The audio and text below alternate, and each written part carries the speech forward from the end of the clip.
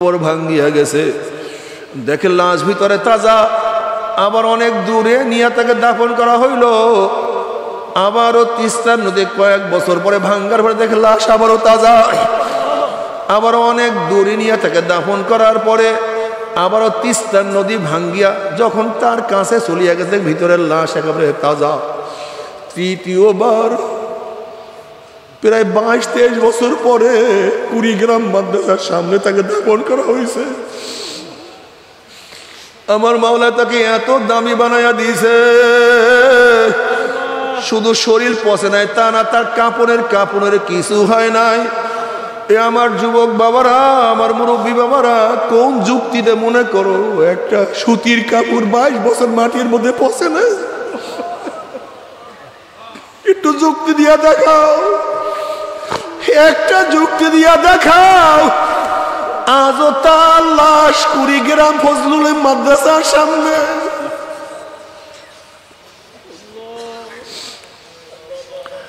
বাবার এরকম ঘটনা একটা দুইটা না, ও আমার যুবক বাবারা, মুরব্বী, ও আমার পর্দার মা বোনের, এরকম একটা দুইটা ঘটনা, শত শত ঘটনা আছে। তুমি কি দেখো না ইরাকের মধ্যে যুদ্ধ চলাকালীন যখন বুলডোজার দিয়া বেকো দিয়া বিভিন্ন কায়দায় যখন পাহাড় এবং মাটি খনন করা শুরু করছে, দেখে যে সাহাবাদের লাশ এখান থেকে বের হয়েছে, কোপ পড়ার সাথে সাথে তাজা রক্ত শিরশির করে বের হওয়া শুরু হয়ে গেছে। আন্তর্জাতিক সমস্ত পত্রিকায় এই ঘটনা আসছে, আন্তর্জাতিক সমস্ত পত্রিকা। বাবা,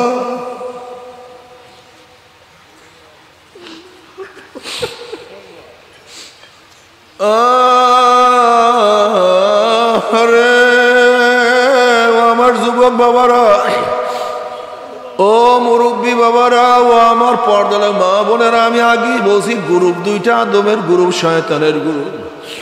শয়তানের গ্রুপেও লোক থাকবে, জাহান্নামে লোক হবে, কিন্তু যাইও না, জাহান্নামে যাইও না।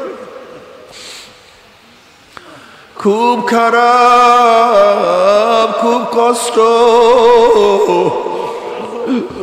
ওই জাহান্নামের কিনারায় কেউ যাইও না।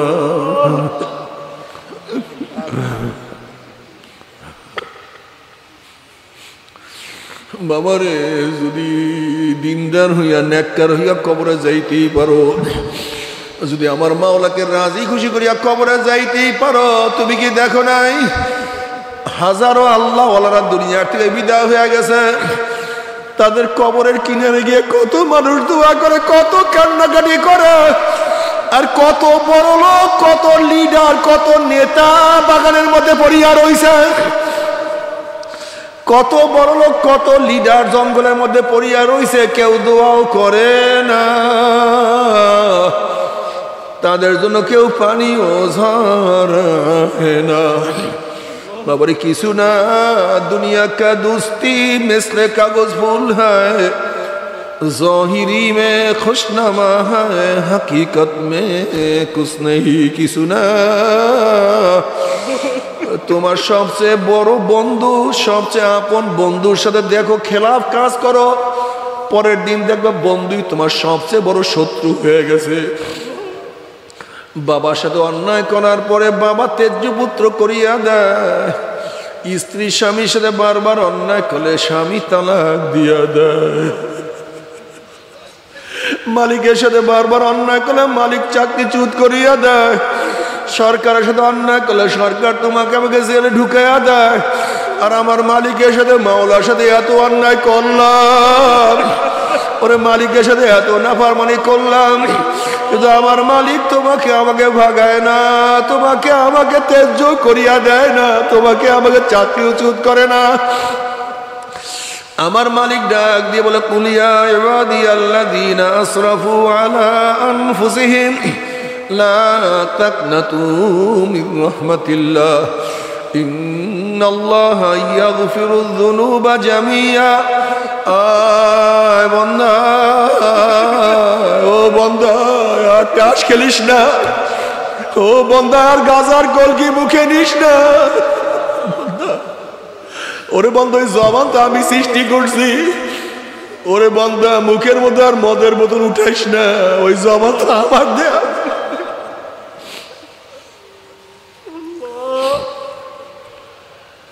ওরে বন্দা, ওরে বন্দা পোস্ট কোয়ার্টারে যাইস না, আর জুয়ার মজলিসে বসিস না। ওরে বন্দা আমি এত ডাকি হাইয়া আলাস সালাহ হাইয়া আলাল ফালাহ, বন্দায় নামাজের দিকে আয়, বন্দায় কল্যাণের দিকে আয়। বন্দা তুই কেন আসস না? তোর ছোট ভাই নামাজে যায়, তুই বড় হইয়া কেন নামাজে যাও না? ওরে বন্দা তোর ছেলে আমি মাওলাকে সেজদা করে, তুই বাবা হইয়া কেন আমাকে সেজদা করো না? ওরে বন্দা তোর নাতি হইয়া তোর নাতি আমাকে সেজদা করে, তুই নানা তুই দাদা হইয়া কেন আমাকে সেজদা করো না? ওরে বান্দি তোর মেয়ে তো বোরখা পরে, তুই মা হইয়া কেন বোরখা পরো না? তোমার নাতিনে এত এবাদ আবেদা, তুমি কেন নানু নানা দাদি হইয়া কেন এবাদত করো না? বন্দা আমার গরিব বাবারা, আমি অনেক সময় গরিবদেরকে নিয়ে এত চিন্তা করি, এত আশ্চর্য হইয়া যায়। ও আমার গরিব বাবারা সুখ শান্তি দুনিয়াতে পাইলা না, কাজ করতে করতে পিঠটাকে কালো বানাইয়া ফেলাইছো, সুখ শান্তি নাই। আবার কবরে গিয়া যদি আযাব শুরু হইয়া যায়, কবরে গিয়া যদি ফেরেশতাদের গুর্জের বাড়ি শুরু হইয়া যায়, আবার কবরে গিয়া যদি কবরটা আগুনে ভরিয়া যায়, তোর সে বড় কপাল করার কেউ নাই। বাবা তবে মনে রাখতে হবে গরিবরাই সবচেয়ে আমার মাওলার বেশি আবেদ হয়, আমার গরিবরাই সবচেয়ে আমার মাওলাকে বেশি পায়। আমি অনেক সময় চিন্তা করতাম গরিবরা কেন বেশি আমার মাওলাকে বেশি পাওয়ার কারণটা কি? আমি চিন্তা করতে করতে দেখলাম আসলে নবী আলাইহিস সালাতু ওয়াস সালামের একটা দোয়া গরিবদের পিছনে আছে। নবী আলাইহিস সালাতু ওয়াস সালাম দোয়া করছেন, মাওলা হে দুনিয়াতে আমাকে গরিবের সাথে রাখিও, গরিবের সাথে মৃত্যু দিও, গরিবের সাথে হাসর করিও। ও গরিব বাবারা, তোমাদের জান্নাতে যাওয়া কত যে সহজ। ও আমার গরিব বাবারা, তোমরা কি জানো না আমার নবী আলাইহিস সালাতু ওয়াস সালাম বলছেন বড় লোকদের সেই গরিবরা 500 বছর আগে জান্নাতে চলিয়া যাবে। ও আমার গরিব বাবারা, ও আমার গরিব মা বোনেরা, বাবারে ফেরো, দুনিয়া তো আরাম করতে পারো না, যদি কবরে যদি শাস্তি শুরু হইয়া যায়। এ আমার বড়লোক বাবার এসি ছাড়া ঘুমাইতে পারো না, কাঁটার আঘাত সহ্য করতে পারো না, ছোট্টটা সুর আঘাত সহ্য করতে পারো না, খালি পায়ে রাস্তায় হাঁটতে পারো না, শক্ত বিছানায় শুইতে পারো না। আর খোদা না খাস্তা কবরের মধ্যে যদি 99 সাপের আঘাত শুরু হইয়া যায়, কেমনে সহ্য করবা?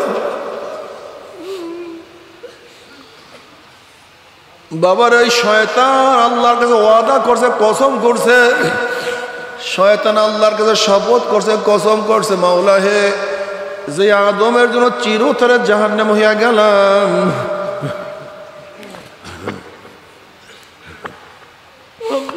ওই আদমের বংশধরকে আমি জাহান্নামে না নিয়ে ছাড়বো না। আমি আদমের সন্তানের পিছনে এমন ভাবে লাগবো, ওদের ডাইন দিক থেকে বাম দিক থেকে পিছন দিক থেকে সামনের দিক থেকে অস্ত্র দিতেই থাকবো। আমি ওদের পিছনে এমন লাগবো, ওদেরকে আমি জাহান্নামে না নিয়ে ছাড়বো না। আমার মাওলা ডাক দিবে, শয়তান তুই আমার আদম সন্তানদেরকে ধাক্কাইতে যদি জাহান্নামের কিনারায় নিয়ে যাও, আর ওই জাহান্নামের কিনারার থেকে আমার আদম সন্তান যদি ডাক দেয়, আল্লাহ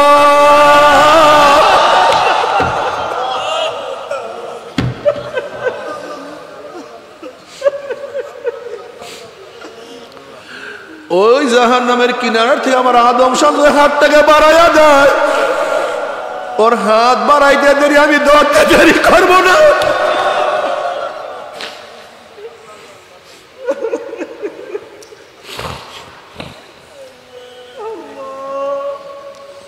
আমার যুবক বাবারা, মুরব্বী বাবারা, ফেরো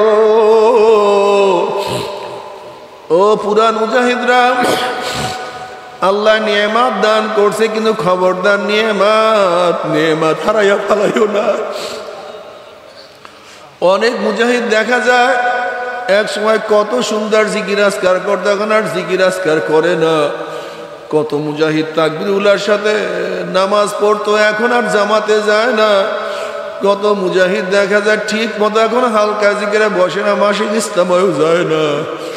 বাবারে কপাল পুড়িয়া গেছে, কপাল পুড়িয়া গেছে। এর জন্য বারবার দোয়া করো, রব্বানা লা তুজিগ কুলুবানা বা'দা ইয হাদাইতানা ওয়া হাব লানা মিন লাদুনকা রাহমাহ ইন্নাকা আনতাল ওয়াহ্হাব।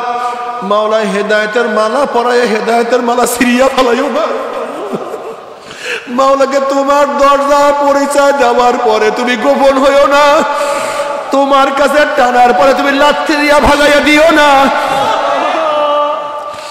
তুমি কি দেখো না আমার মাওলা কত মানুষ কাছে টানিয়া লাথি মারিয়া ফালাইয়া দিছে। এই শয়তান আমার মাওলার এত মুকাররাব হইছিলেন, এত কাছে চলিয়া গেছে, আমার মাওলা শয়তানকে মুআল্লিমুল মালাইকা বানাইয়া দিছে। এত ইবাদত করছে, ইবাদতের কোনো শেষ নাই, কোনো সীমা নাই, কিন্তু আমার মাওলার নাফরমানি করার সাথে আমার মাওলা লাথি মারিয়া জাহান্নামে ফালাইয়া দিছে। তুমি কি দেখো না বালাম ইবনে বাউরা মুস্তাজাবুদ দাওয়া, যেই দোয়া করতেন সেই দোয়া কবুল হইয়া যাইত, কিন্তু আমার মাওলা হেদায়েতের পর্দা তার থেকে উঠাইয়া নিয়ে গেছে।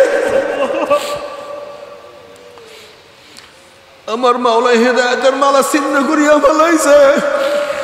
এর জন্য সব সময় চোখের পানি ঝরা আবার কান্দো আর বলো, মাওলা রে, ও আমার মাওলা, তোমার দর কাছে নেওয়ার পরে সরাইয়া দিও না, ভাগাইয়া দিও না।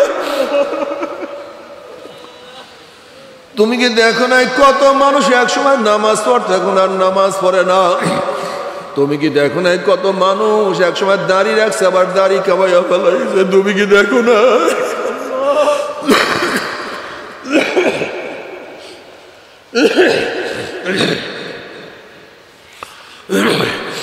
তুমি কি দেখো না কত মানুষের চোখে এক সময় পানি ছিল, এখন আর চোখের মধ্যে পানি নাই। আবার কত মানুষ এক সময় নামাজ পড়তো না, এখন নামাজ ছাড়া থাকতে পারে না। কত মানুষ এক সময় দাড়ি রাখতো না, এখন আর দাড়ি ছাড়া দুনিয়া দিয়ে দিল, দাড়ি কাটতে পারে না। তুমি কি দেখো না এক সময় কত মানুষ আমার মাওলার পথে চলতো না, এখন সারাদিন আমার মাওলাকে নিয়ে ব্যস্ত, দাওয়াত নিয়ে ব্যস্ত, মানুষকে কিভাবে হেদায়েত করবে, কিভাবে মাওলার পথে উঠাইয়া দিবে, এই চিন্তায় সবসময় মগ্ন থাকে। এ আমার যুবক বাবারা, ও যুবক বাবারা, শয়তান তোমাকে আমাকে হাতিয়ার বানাইয়া ফেলাইছে। শয়তান তোমাকে আমাকে শয়তানের শূন্য বানাইয়া ফেলাইছেন। খবরদার, এই শয়তানের সৈন্য হইয়া শয়তানের দল হয়ে যদি কিয়ামতের ময়দানে উঠো, আল্লাহ তুমি আমাদের সবাইকে মাফ করিয়া দাও। ধাক্কা দিয়া তোমাকে আমাকে সূর্যের গরমের নিচে ফালাইয়া দেওয়া হবে। সূর্যের গরমে মানুষ ঘামাইতে ঘামাইতে কাউর ঘাম হাঁটু পরিমাণ ঘামাইয়া যাবে, কাউর ঘাম মাজা পরিমাণ হইয়া যাবে, কেউ ঘামের মধ্যে সাঁতরাইতে থাকবে, হাজার হাজার বছর সাঁতরাইতে থাকবে, কিন্তু কুল কিনারা কোনো খুঁজিয়া পাবে না। আল্লাহ তুমি আমাদের সবাইকে মাফ করিয়া দাও, আমাদের সবাইকে ক্ষমা করিয়া দাও। তুমি কি জানো কিয়ামতের ময়দানের অবস্থাটা কি?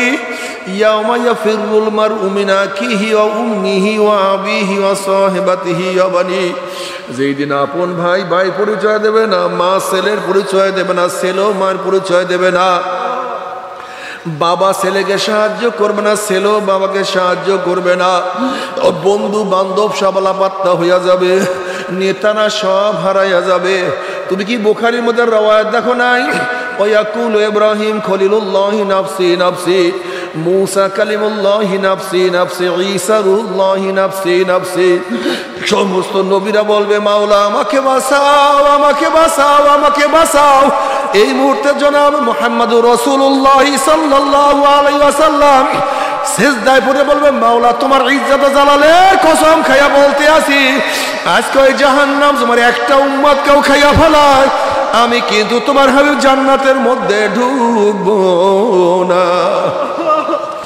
ও কপাল পরার দলেরা, যেই মুহূর্তে নবী আলাইহিস সালাতু ওয়াস সালাম তোমাকে আমাকে ভুলবে না, সেই আল্লাহর হাবিবের দাড়ির মধ্যে কেমনে পোষ লাগাও।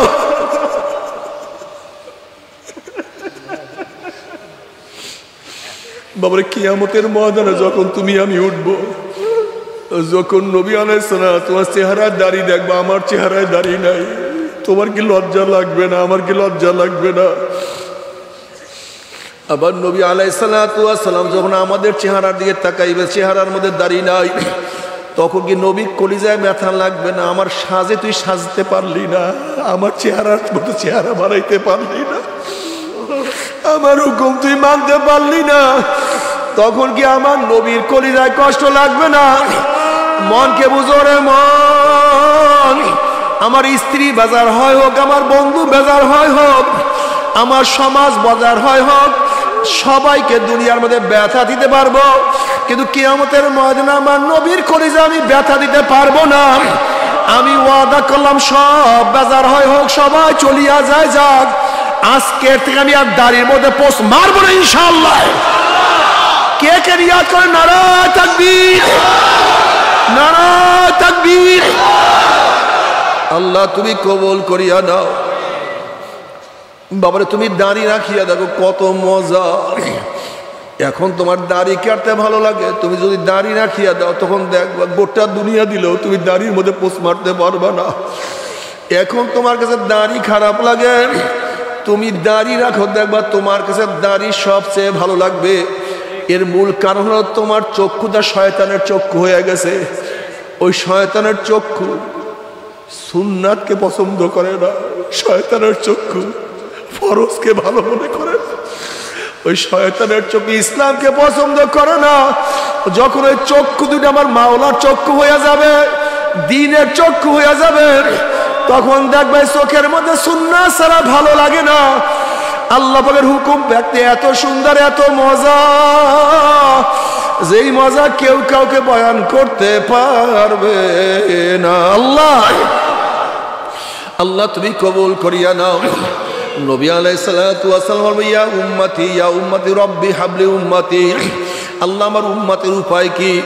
নবী আলাইহিস সালাতু ওয়াস সালাম মাওলা আমি তোমার ইজ্জত ও জালালের কসম খাইয়া বলতে আছি, আজকে ওই জাহান্নাম তোমার একটা উম্মতকেও খাইয়া ফেলায়, আমি কিন্তু তোমার হাবিব জান্নাতের মধ্যে ঢুকবো না। নবী আলাইহিস সালাতু ওয়াস সালাম দোয়া কবুল করিয়া আল্লাহ পাক বলবে, হে জিবরাইল যাও আমার হাবিবের কাছে পানিটুকু নিয়ে দিয়ে আসো। নবী আলাইহিস সালাতু ওয়াস সালাম যখন ওই পানি জাহান্নামের গায়ে ছিটা মারবে, জাহান্নাম ক্যাত ক্যাত করে পিছনে সরিয়া যাবে।